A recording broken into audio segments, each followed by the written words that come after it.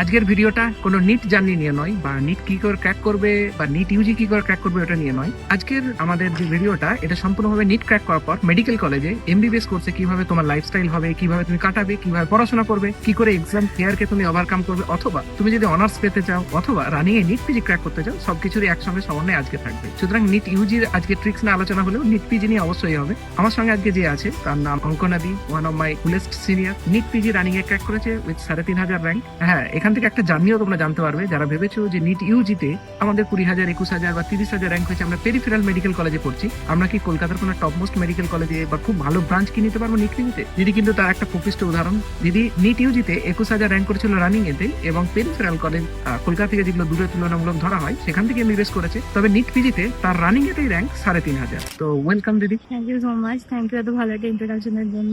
আচ্ছা, অ্যাডিশনাল আরো কিছু জিনিস আছে, সেগুলো তো আমি ধীরে ধীরে বলবো। এখন দিদিকে একটু নিজের ইন্ট্রোডাকশন দিতে বলি, যে দিদি কবে থেকে কবের ব্যাচ এবং কত র্যাঙ্ক নিট ইউজিতে করেছিল, নিট পিজিতে কত করেছিল। হ্যালো, আমি ডক্টর অঙ্কনা রায়। আমি 2019 থেকে 2024-এর ব্যাচ। 2024-এ আমার ফাইনাল ইয়ার কমপ্লিট হয়। 2024 থেকে 25-এ ইন্টার্নশিপ করি, আর 2025-এ আমি নিট পিজিতে সেটা ক্র্যাক করি। নিট ইউজিতে আমার 21,000 র্যাঙ্ক ছিল, আর নিট পিজিতে হচ্ছে আমার 3,500 র্যাঙ্ক হয়েছে। তো দিদি, বহুজন স্টুডেন্ট যারা দেখছে সবে সবে হয়তো নিট ক্র্যাক করেছে, অথবা কেউ অনেকদিন আগেও করেছে। তো আমি একটা জিনিস জানতে চাই, যারা সবে নিট ইউজি ক্র্যাক করেছে, বহুজনের মধ্যে বহু আশা থাকে যে মেডিকেল কলেজে গিয়ে এরকম সময় কাটাবো। তো তোমার মধ্যে এরকম কিছু হচ্ছে? তোমার নিট পিজি রানিং এতে ক্র্যাক হয়ে গেছে, যে আমি পিজি লাইফটা এরকম কাটাবো, ওই নিট ইউজির মতো এক্সাইটমেন্ট কি এখানেও রয়েছে? আমার পার্সোনালি এটা অ্যানালিসিস করে যেটা দেখেছি, নিট ইউজিতে মানে যখন ফার্স্ট ঢুকেছিলাম অনেকটা এক্সাইটমেন্ট ছিল, একটা অ্যাডভেঞ্চারের ফিলিং ছিল। এই ফিলিংটা ছিল যে হ্যাঁ, আমি আমার ফ্যামিলি থেকে ফার্স্ট ডক্টর হতে চলেছি। তোমাদেরও অনেকেরও থাকবে, কিন্তু তোমার ফ্যামিলির হয়তো ফার্স্ট ডক্টর বা তোমার ভিলেজের ফার্স্ট ডক্টর, অনেকটা এক্সাইটমেন্ট ছিল। নিট পিজিটা ক্র্যাক করার পর একটা রিলিফ ফিল হয়েছে, অনেস্টলি একদম সত্যি কথা বলতে। বিকজ নিট ইউজিতে তোমাকে 3টা সাবজেক্ট পড়তে হয়, অনেক ডিফিকাল্ট নিট ইউজি ক্র্যাক করা, বিকজ অনেক কম্পিটিটার্স থাকে। বাট পিজিতে 19খানা সাবজেক্ট পড়তে হয়, তো সেটা যখন ফাইনালি ক্র্যাক হয়ে গেছে অনেকটা রিলিফ ফিল হচ্ছে অনেস্টলি। বাকি ডেফিনেটলি এক্সাইটমেন্ট তো আছে রেসিডেন্সি লাইফ নিয়ে, বাট রিলিফটা বেশি।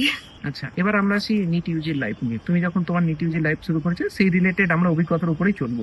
বহু স্টুডেন্ট নিট ইউজি ক্র্যাক করার পর ভাবে যে আমি ডক্টর হয়ে গেছি, কিন্তু আসল পড়াশোনাটা তো এমবিবিএস থেকে শুরু হয়। বহুজন এসে বুঝতেই পারে না, হঠাৎ করে যেন মনে হবে যে পুকুর থেকে সমুদ্রে ঝাঁপ দিয়েছে। যেমনটা আমরা মাধ্যমিকের সময় শুনি যে ডোবা থেকে তুমি বড় একটা হ্রদে গিয়ে পড়ছো, এমবিবিএসটা ঠিক যেন হ্রদের তুলনায় সমুদ্র। হ্যাঁ, সেই তুলনায় বহু ছেলে ফার্স্ট ইয়ারে এসেই ভাবে সবে তো নিট ইউজি ক্র্যাক করেছি, পড়াশোনার এখন দরকার নেই। তো ওই আমার প্রথম প্রশ্ন এটাই, যারা এমবিবিএস কলেজে সবে মাত্র ঢুকেছে, ফার্স্ট ইয়ারটা কিভাবে অ্যাডজাস্ট করে পড়াশোনা করবে, অথবা তুমি কি করে পড়াশোনা করেছিলে, একদম সংক্ষেপে কিছু।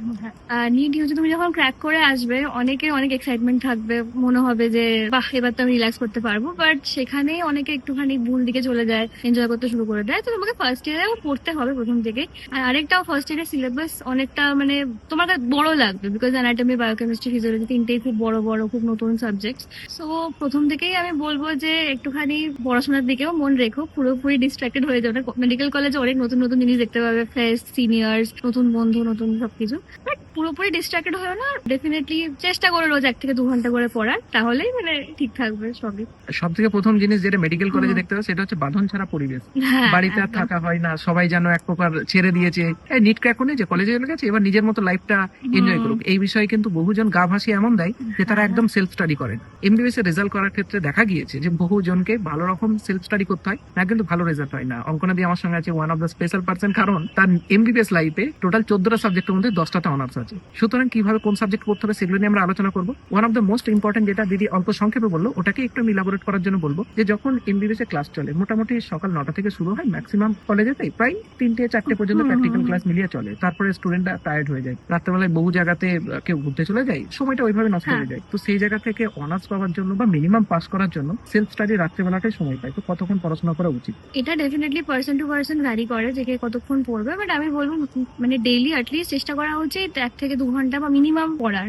আর আমি এটাও বলবো যে ফার্স্ট ইয়ারে ঢুকেই তোমাকে অনেকে বলবে যে স্ট্যান্ডার্ড বুকস পড়ো, এই পড়ার, তোমার নিজের অনেক ফোমো হবে। আমার নিজেরও এরকম মনে হতো যে সবাই বলছে এই বড় বড় বইগুলো পড়তে, গাইডন, জ্ঞানং, তারপর হচ্ছে গ্রেজ অ্যানাটমি বা লিপিনকট, হার্পার, এগুলো সব তোমাকে পড়তে বলবে। তো সেগুলো দিয়ে তুমি যদি স্টার্ট করো, তখন খুব ওভারওয়েলম ফিল হতে পারে, এটাও মনে হতে পারে যে আমি বুঝতে পারছি না এক্স্যাক্টলি যে আমি কি পড়ছি বই থেকে। তো আমি সবাইকে এটাই বলবো যে তুমি প্রথমে যখন স্টার্ট করছো পড়া, এমন কোথা থেকে পড়া স্টার্ট করে যেটা তুমি অ্যাকচুয়ালি বুঝতে পারছো।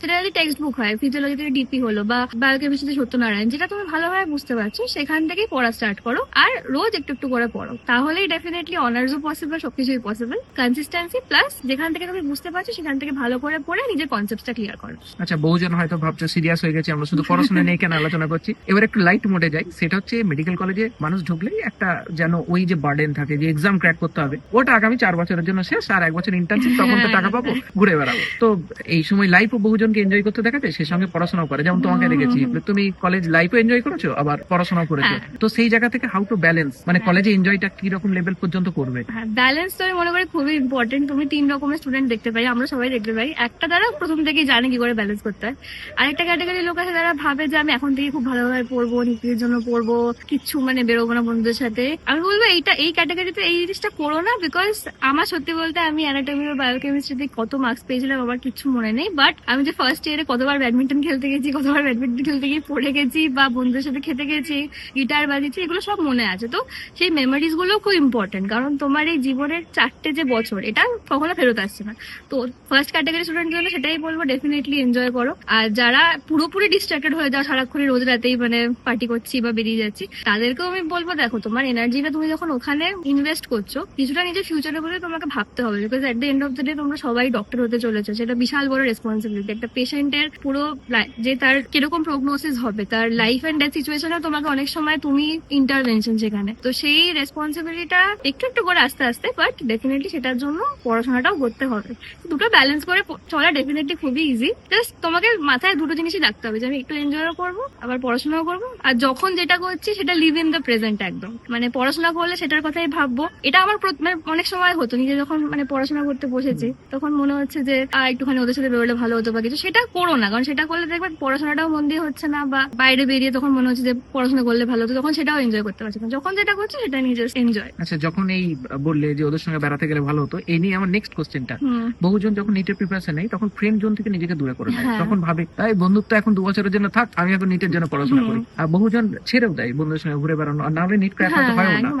তো সেই অংশে হঠাৎ করে যখন এসে বহু ব্যাচমেটস কে দেখতে পাই, তখন তাদের মধ্যে ধীরে ধীরে সম্পর্ক গড়ে ওঠে। তো ফ্রেন্ড সার্কেলটা one of the most important MBBS ক্যারিয়ারে আমি দেখেছি। সেটা তোমার প্রক্সি লাগানো থেকে হোক, বা তোমার দুঃখের সময়ে তোমার পাশে দাঁড়ানো হোক, বা যে কোনো ধরনের স্ট্যান্ড নেওয়াতে। তো ফ্রেন্ড সার্কেল কিভাবে একটা মনে হয় যে একটা যে স্টাডি স্টুডেন্ট তার কি চুজ করা উচিত, আর বা যে ব্যালেন্স করে চলতে চায় তার কেমন, মানে ফ্রেন্ড সার্কেলের গুরুত্বটা এমবিবিএস এ কিরকম হওয়া উচিত? তোমার ফ্রেন্ড সার্কেল খুবই important for the next 4 years, because MBBS অনেকবার তোমাকে এমন অনেক ডিফিকাল্ট সিচুয়েশন এ ফেলবে, যেখানে দেখবে তোমার পাশে বন্ধুটা আছে বলেই তোমার মনে হবে যে না ঠিক আছে, কেউ তো একটা আমার পাশে আছে। তো ডেফিনেটলি এমন ফ্রেন্ডস চুজ করো যারা তোমার মধ্যেই সিমিলার মাইন্ডেড, সিমিলার থটস এর, আর তারা সিমিলার জিনিস চায় লাইফে। ইনিশিয়ালি তো সবাইকেই মানে বন্ধু বলে মনে হয়, আস্তে আস্তে সেই ফ্রেন্ড সার্কেলটাও ছোট হয়। তোমরা নিশ্চয়ই দেখেছো, মানে ইন্টারনেটে এই নিয়ে প্রচুর লোকে কথা বলে যে ফার্স্ট ইয়ার এত বড় সার্কেল ছিল, সেকেন্ড ফাইনাল ইয়ারে গিয়ে যে একটাও হয়তো হার্ডলি বন্ধু নেই। তো আস্তে আস্তে সেটা সবাই গ্রোথও হয়, সবার ডেভেলপমেন্টও হয়, অনেকে গ্রো অ্যাপার্ট করে যায়। বাট আমি এটাই বলবো যে নিজের লাইক মাইন্ডেড লোকের সাথে থেকো, বিকজ যদি তুমি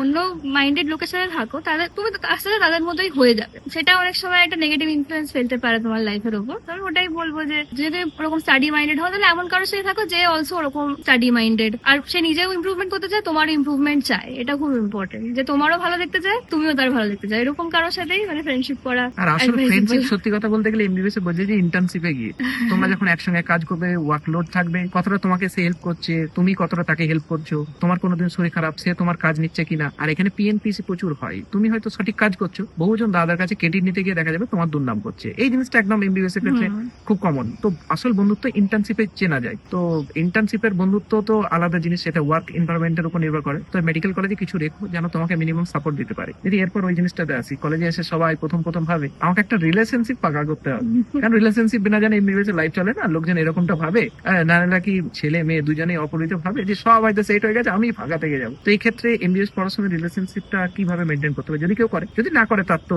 খুবই ভালো লাইফ। রিলেশনশিপও তোমাকে একটা স্পেশাল ফ্রেন্ডশিপ হিসাবে দেখতে হবে। তুমি তুমি অবভিয়াসলি যে স্পেশাল ফ্রেন্ডের জন্য বা যে কোনো ভালো বন্ধুর জন্য তুমি তোমার ক্যারিয়ারটাকে নেগলেক্ট করবে না। তো সেটা মাথায় রেখে আমি বলবো যে যার সাথে রিলেশনশিপে যাও মেক শিওর যে সেটা মোটামুটি রিলেশনশিপে একটা ইকুয়াল কন্ট্রিবিউশন থাকে, কারণ তুমি বেশি এফর্ট দিচ্ছ বা সে বেশি এফর্ট দিচ্ছে, সেটা যখনই আসে না তখনই একটা নেগেটিভ সিচুয়েশন ক্রিয়েট হয়ে যায়, আর তখনই মানে সেই পড়াশোনা থেকে পুরো ডিস্ট্রাকশন হয়ে গিয়ে পুরো ওই দিকেই, না আমার তো এটা হয়েছে ওইটা হয়েছে। তো ডেফিনেটলি পার্টনার চুজ করার আগে কেয়ারফুলি চুজ করো, তাকে ভালো করে জানো। আমি বলবো আগে ফার্স্টলি বন্ধু হিসাবে বেশো, দেন লাইক ওটার ব্যাপারে ভাবা। মানে ফ্রেন্ডস টু লাভার্স আমার তো মনে হয় সেটা best possible form of relationship, because তখন ইউ নো দ্য পার্সন। তো একটুখানি জেনে শুনে রিলেশনশিপে এগোলে, আর একটা ভালো পার্টনার থাকলে তোমার সেটা অনেক হেল্প হতে পারে। এটাও আমি বলতে পারি যে তোমার সাপোর্টিভ পার্টনার হয়, তোমার পড়াশোনা থেকে শুরু করে তোমার ক্যারিয়ার প্লাস তোমার নিজের পার্সোনাল গ্রোথে অনেক সেটা হেল্প করতে পারে, ঠিকঠাক পার্টনার চুজ হয়। আর একটা এক্সট্রা অ্যাডভাইস তোমাদের জন্য যারা মেডিকেল দেখছো ম্যাক্সিমাম, তো যদি নন মেডিকেল তোমার কেউ থাকে রিলেশনশিপের, তাহলে কিন্তু তুমি তার তরফ থেকে তোমার কাছে এক্সপেকটেশনটা একটু বাড়িয়ে রেখো, কারণ মেডিকেল জীবনেতে তোমার সময়ের বড্ড অভাব পড়বে এক্সামের সময়। সেই সময় দেখা যাবে 10 দিন 12 দিন তুমি বাড়িতে ফোন করছো না, তাকেও ঠিকঠাক টাইম দিতে পারছো না। একদম এই জিনিসটা খুব মাথায় রাখো। বহু আমার বন্ধুদেরকে দেখেছি যে এই টাইমে ব্রেকআপ হয়, মানে এক্সাম যখন চলছে কমিউনিকেশনটা খুব ইম্পর্টেন্ট, এই টাইমটাতেই ব্রেকআপ হবে। সে নন মেডিকো বুঝতে পারে না যে মেডিকোর একটা প্রপার সময় যদি বাই চান্স ব্রেকআপ হয় কি অবস্থা হয়। আমার বহু বন্ধু বান্ধবকে দেখেছি ওরকম যে এক্সামের সময় ব্রেকআপ, আর এক্সামের সময় এমবিবিএস এর যদি ব্রেকআপ হয় ফেল করা কিন্তু একদম খুব ইজি ব্যাপার, কারণ এমবিবিএস এর এক্সাম তুলনামূলক একটু আলাদা রকম হয়ে থাকে, যেমনটা আমরা দেখে আসি। নর্মাল এক্সামেতে পাস করানোর জন্য সবাই বসে থাকে, এখানে ফেল করার জন্য বসে থাকে, লোক ফেল করে। পুরো একদম 100% ফোকাসটা দরকার। তখন যদি মানে ইমোশনালি এরকম একটা খারাপ কিছু হয়ে যায়, সত্যি মানে খুবই প্রবলেম হয়। যদি নন মেডিকেল কাউকে ডেট করো তাহলে ডেফিনেটলি ক্লিয়ার করে রেখো যে দেখো আমার কিন্তু এই টাইমে এরকম টাইমে আমার প্রবলেম হতে পারে। তোমার যদি সেরকম এক্সপেকটেশন থাকে তাহলে আমি তোমাকে আগে থেকেই বলে রাখছি, সেটা ডেফিনেটলি কমিউনিকেট করে নেওয়া ভালো। And one of the scene হচ্ছে ইন্টার্নশিপ। এত ডিউটি চাপ নাইট থাকে, ডিউটিস পড়বে তোমার, তো নাইট ডিউটিস এর টাইমে সেটা আমাকে বলে রাখতে হবে। মানে সেরকম পার্টনারই চুজ করা ভালো যে সব জানে। হ্যাঁ, ট্রাস্ট প্লাস কমিউনিকেশন সবকিছুই ইম্পর্টেন্ট। আর সবকিছু আলোচনা মোটামুটি যখন হলো, আমরা এবার আসি যেটা দিদি সবেমাত্র ক্র্যাক করেছে, নিট পিজি। ফার্স্ট ইয়ার থেকে পড়াশোনা করতে হবে নিট পিজির জন্য, সেকেন্ড ইয়ার থেকে, থার্ড ইয়ার থেকে, ফাইনাল ইয়ার থেকে ইন্টার্নশিপ নাকি ড্রপ নিয়ে বহু কোশ্চেন বহু জায়গায় করে দেখো যে এমবিবিএস এ চলে এসেছি, ফার্স্ট ইয়ার থেকে কি নিট পিজির জন্য পড়বো, নাকি সেকেন্ড ইয়ার থেকে পড়বো, নাকি থার্ড ইয়ার থেকে পড়বো, নাকি ইন্টার্নশিপে পড়বো, নাকি এক বছর ড্রপ নিয়ে পড়বো। ওই জিনিসটা দিদি অল্প নিজের অভিজ্ঞতায় যেমনটা তুমি দেখতে পাও জেনারেলি সেটার ভিত্তিতে। হ্যাঁ, আমি মনে করি মোটামুটি থার্ড ইয়ার থেকে সিরিয়াসলি পড়ো নিট পিজির জন্য, মোর দেন এনাফ ক্র্যাক করার জন্য এক্সামটা। আরেকটা জিনিসও বলবো যে অনেকেরই ফার্স্ট সেকেন্ড ইয়ার থেকে অ্যাটিটিউডটা থাকে যে আমি সারাক্ষণ খালি এমসিকিউ সলভ করবো, এমসিকিউ তো ভালো করতে হবে because NEET PG MCQ exam. তুমি সবাইকেই বলবো আগে কনসেপ্ট ক্লিয়ার করার উপর ফোকাস করো। কেন? বিকজ এখন নিট পিজির যে নতুন ট্রেন্ডটা আসছে কোয়েশ্চেন্স এর, ওখানে হচ্ছে কিন্তু খুব ইন্টিগ্রেশন হচ্ছে, মানে অ্যানাটমির সাথে সার্জারির ইন্টিগ্রেশন বা ফিজিওলজির সাথে তোমার মেডিসিনের ইন্টিগ্রেশন, ওরকম ক্লিনিক্যাল একটা ওভারঅল কোয়েশ্চেন্স আসছে। তো তোমার এমবিবিএস যে প্ল্যানটা আছে, মানে তোমার হয়তো ফার্স্ট ইয়ারে ক্লিয়ার হবে না ব্যাপারটা, বাট ফাইনাল ইয়ারে গিয়ে বুঝতে পারবে যেরকম ভাবে তোমাকে পড়ানো হচ্ছে first second third final year, সেটা এমনই ইটস লাইক ফার্স্ট ইয়ারে তোমাকে 3-4টে পাজল পিস দেবে, আর ফাইনাল ইয়ারে গিয়ে সবকটা পাজল পিস তুমি তোমার হাতে পাবে, তখনই তুমি ইন্টিগ্রেশনটা করতে পারবে। তুমি ফার্স্ট ইয়ার থেকে যদি ভালোভাবে পাজল পিসেস গুলোকে কিভাবে গোছাতে হয়, কোনটা কোথায় ফিট করে এটা শেখো, যদি হিউম্যান বডিটাকে তুমি এইভাবে ভাবো, নিজের কনসেপ্ট ক্লিয়ার রাখো, তাহলে দেখবে তোমার সেই যে প্যাটার্ন রেকগনিশন যেটা ডেভেলপ করছে এই জিনিসটা করতে করতে তোমার এমসিকিউ সলভিং এও সেই প্যাটার্ন রেকগনিশনের জিনিসটাকে তুমি ইমপ্লিমেন্ট করতে পারবে। তবে বলো ফার্স্ট সেকেন্ড ইয়ারে খুব ভালো করে নিজের কনসেপ্ট গুলো ক্লিয়ার করো, কারণ সেটাই হচ্ছে একদম ফাউন্ডেশন প্রত্যেকটা ডিজিজের। সেটা যদি কনসেপ্ট ক্লিয়ার রাখো ফার্স্ট সেকেন্ড ইয়ারে ভালো করে, থার্ড ইয়ার থেকে একটু একটু করে এমসিকিউ সলভিং এর দিকে যাও, দেন ফাইনাল ইয়ারে তো সবকিছু ইন্টিগ্রেশন হচ্ছে প্লাস এমসিকিউ সলভিং হচ্ছে। তো থার্ড ইয়ার ফাইনাল ইয়ার থেকে স্টার্ট করলে it's more than enough, plus ইন্টার্নশিপে রিভিশন করতে হবে। তো রিভিশন করার মতো মেটেরিয়াল তোমাকে চেষ্টা করতে হবে থার্ড এন্ড ফাইনাল ইয়ারে বানিয়ে রাখার, ছোট রিভিশন করার মতো মেটেরিয়াল। আচ্ছা দিদি, যেটা মেজরিটির হয়ে থাকে আমারও ইনক্লুডিং এমবিবিএস, মানে এমবিবিএস যখন চলে তখন নিট পিজির উপর অত ফোকাস থাকে না। তখন এমবিবিএস এক্সাম গুলো এত মানে নিট ইউজিতে যত পার্সেন্ট লোককে দেখা যায় রানিং এ ক্র্যাক করেছে, নিট পিজি তার তুলনায় বহুজন কম ক্র্যাক করে। যেমন 125 জন হয়তো তোমাদের ব্যাচেতেই, নিট ইউজিতে হয়তো 20-25 জন ক্র্যাক করে আসবে, নিট পিজিতে সেখানে 5 জন বা 4 জন। তো এবার যারা ইন্টার্নশিপের পর এক বছর ড্রপ নিচ্ছে হাউস স্টাফশিপে, তখন কিভাবে পড়াশোনা করবে নিট পিজি ক্র্যাক করার জন্য? ডেফিনেটলি মানে যে সাবজেক্ট গুলোতে বেশি ওয়েটেজ আছে, যেমন সার্জারি, অবস গাইনি, তারপর মেডিসিন, বায়োকেমিস্ট্রি, প্যাথোলজি, এগুলোতে অনেক বেশি ওয়েটেজ আছে, আর এগুলোতে কম্পারেটিভলি স্কোর করাও ইজি বিকজ এগুলো ইনফরমেশন বেসড সাবজেক্ট। তো ইনফরমেশন তুমি ইদার জানো বা জানো না এরকম টাইপের সাবজেক্ট, তো সেগুলোর উপর আগে ফোকাস করো, তারপর আস্তে আস্তে শর্ট সাবজেক্ট গুলোকে কমপ্লিট করো, এন্ড দেন রিভিশনটা সবচেয়ে বেশি ইম্পর্টেন্ট। কারণ ইউজি থেকে 3টে সাবজেক্ট অনেকটা কনসেপচুয়াল ব্যাপার বেশি ইউজিতে, বাট পিজিতে যেটা আমি পার্সোনালি দেখেছি যে মানে ইনফরমেশন প্রচুর বেশি, আর ইনফরমেশন মনে রাখার একটাই ওয়ে হচ্ছে বারবার রিভিশন করা। তো বেশি মেটেরিয়াল পড়ার থেকে আমি বলবো কম মেটেরিয়াল পড়ো, বাট বারবার মাল্টিপল টাইমস রিভিশন করো। এবার আসি যেটা ম্যাক্সিমাম ফার্স্ট ইয়ার স্টুডেন্ট দেখতে এসছে যে ডিস্টিংশন বা অনার্স মার্ক আর কি করে পেতে হয় এক্সামে। বহুজনকে এই বছরই দেখা গেছে যে ইউনিভার্সিটি এক্সাম প্রচুর স্টুডেন্ট ফেল করেছে। আসলে ফেলও কি করে, বহুজন এটা ভাবছে ফার্স্ট ইয়ার উঠে, বহুজন এটা ভাবছে যে অনার্স বা ডিস্টিংশন মার্কস কি আর অথবা কি করে পাওয়া যায়। তুমি যেহেতু 14টার মধ্যে 10টাতে পেয়েছো, তোমার কি অ্যাডভাইস থাকবে? অনার্স হচ্ছে মোর দেন 75% মার্কস, আর তুমি কোনো একটা সাবজেক্ট যে কোনো একটা সাবজেক্টে, আর তুমি এখানে এমবিবিএস এসে দেখবে যে মোর দেন 60% তোলাও খুব ডিফিকাল্ট লাগছে একদম ইনিশিয়াল ডেজে। তো অনার্স পাওয়ার অ্যাজ সাচ ওরকম কোনো সিক্রেট নেই, বাট আমি এটা বলতে পারি যে তোমার কনসেপ্ট ক্লিয়ারের সাথে, যে আমি প্রথমেই বললাম যে প্রথমে ইজি জায়গা থেকে পড়া শুরু করো, স্ট্যান্ডার্ড বুকস দিয়ে স্টার্ট করো না। তো স্ট্যান্ডার্ড বুকসটা স্টার্ট করাটা মানে এটা কাজে পড়বেই না, letter on in the preparation ধরো তুমি একবার মোটামুটি সাবজেক্টটা পড়ে নিয়েছো, তারপরে স্ট্যান্ডার্ড বুকস থেকে একটু একটু করে ইনফরমেশন অ্যাড করো। আর প্লাস কিভাবে তুমি খাতায় লিখছো তার উপরে, কিভাবে প্রেজেন্ট করছো আনসার তার উপরে অনেকটা ডিপেন্ড করে তুমি অনার্স পাচ্ছ কি পাচ্ছ না। তো সেটার জন্য আমি বলবো যে ডেফিনেটলি আনসার লেখা বারবার করে প্র্যাকটিস করো।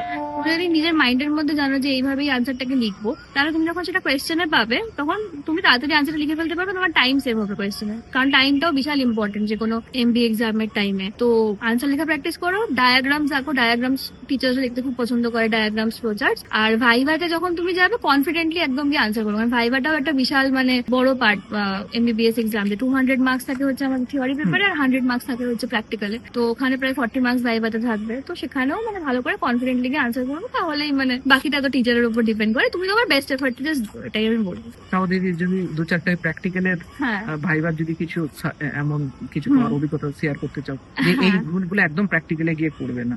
হ্যাঁ, তো প্র্যাকটিক্যালি তোমাকে টিচার অনেক সময় তুমি হয়তো ঠিক আনসারটা দিয়েছো, তোমাকে কনফিউজ করার জন্য ইচ্ছা করে ভাবে বলবে যে হ্যাঁ আর ইউ শিওর হোয়াট, এরকম ভাবে তোমাকে বলবে। তো তোমাকে ওখানে কনফিডেন্ট থাকতে হবে নিজে, ওইখানেই আমি বলছি বারবার করে কনসেপ্টটা খুব ইম্পর্টেন্ট। তোমার যদি কনসেপ্ট ক্লিয়ার থাকে, তোমাকে যতই কেউ কনফিউজ করার চেষ্টা করো পারবে না। সেকেন্ড হচ্ছে তোমাকে এমন একটা কোনো কোয়েশ্চেন জিজ্ঞাসা করলে হয়তো তুমি আনসার একদম জানো না, কিছু শোনোই নি, তুমি তাকে ওপেনলি টিচারকে বলে দাও স্যার বা ma'am I have not red this topic, মানে বানিও না, কারণ তুমি যদি বানাও না তাহলে সে ভাববে যে তুমি মানে হয়তো অন্য টপিকও জানো না, তোমার নলেজ নেই। তুমি যেটা নলেজ নেই জাস্ট অ্যাকসেপ্ট, যে বলে দাও sir I do not know this answer, ma'am I do not know this answer. তাতে তোমার কিছু মানে এমন না যে কম মার্কস পাবে বা কিছু। এটা আরেকটা জিনিস আমি বলবো যে তোমার যদি প্রথম দিকে রোল নাম্বার হয় তাদের জন্য অ্যাপ্লিকেবল, একটু পরের দিকে রোল নাম্বার হয় তাদের থেকে একটু জানো, মানে অন্য ব্যাচমেট থেকে জানো যে কিরকম টাইপের কোয়েশ্চেন করছে, সেগুলো পরীক্ষার আগের দিন গিয়ে মানে ভালো করে দেখে নাও, সেই টপিক গুলো যেখান থেকে কোয়েশ্চেন করছে, সেটা এক্সামের টাইমে খুব অ্যাপ্লিকেবল। ফোন করে করে জানো যে এই কি কোয়েশ্চেন জিজ্ঞাসা করেছে, কি করেছে। আর প্রথম দিকে রোল নাম্বার হয় তাহলে তুমি হচ্ছে ফার্স্ট পার্সন যে ইমপ্রেশনটা বানাচ্ছে ওখানে গিয়ে।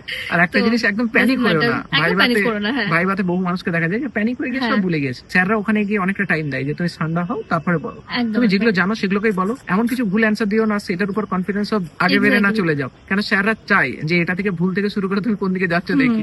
তো খুব মজাদার এরকম কিস্সা বহুজনের জীবনে থাকে, ভবিষ্যতে কোনোদিন শেয়ার করা পসিবল হলে শেয়ার করা যাবে। আর একটা জিনিস, যারা নিট পিজি ক্র্যাক করতে চাও রানিং এতে বা এমবিবিএস কি করে পড়াশোনা করবে, তোমার লাইফস্টাইল কেমন হওয়া উচিত, এই নিয়ে ডিটেলস আরো জানতে চাও, দিদির চ্যানেলের ডেসক্রিপশন বক্সে লিংক দেওয়া আছে, একদম পিন কমেন্টে দিদি কিছু বুকস যেগুলো তোমার ডিস্টিংশন পেতে অথবা ভালো রেজাল্ট করার জন্য সহায়ক হবে এরকম কিছু কমেন্টস করছে, যেটা পিন কমেন্ট করা আছে, অবশ্যই গিয়ে দিদিকে সাবস্ক্রাইব করে নিও। আর হ্যাঁ, এমবিবিএস ভালো কাটানোর জন্য দিদিকে অবশ্যই সাবস্ক্রাইব করো। আজকের ভিডিওটা কেমন লেগেছে কমেন্ট বক্সে অবশ্যই জানিও। এই ধরনের যদি কোনো ভিডিও আরো চাও তোমরা কমেন্ট বক্সে অবশ্যই কমেন্ট করে জানতে পারো। আজকের জন্য বাই, অল দ্য বেস্ট সবাইকে।